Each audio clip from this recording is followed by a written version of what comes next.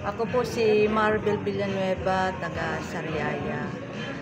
Nung nakilala ko po ang Biayons, doon po ako nag-try kasi po ang aking pong difference ay mata.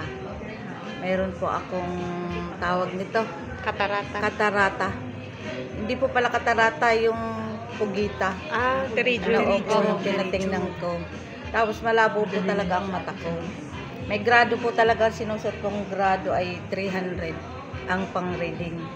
Ang akin namang pang-malayuan 175. Nung 1 month, siot ko ang Biayons, nagpa-check up ako sa aking mata. Bumaba siya ng 175. Bali ano na lamang, yung aking reading ay 200 na lang at yung pang-malayuan kay 100.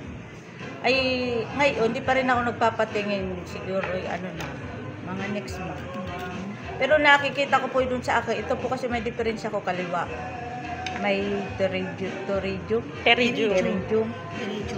Ay lagi po yung tinitingnan ko sa aking, pinatitingnan ko sa anak ko. Ito, anak, tingnan mo nga mata ko. Sabi, mama, parang malabo na yung white.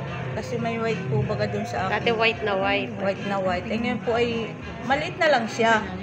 Kaya nakakabasa na ako ng maliit na litera. Dati hindi.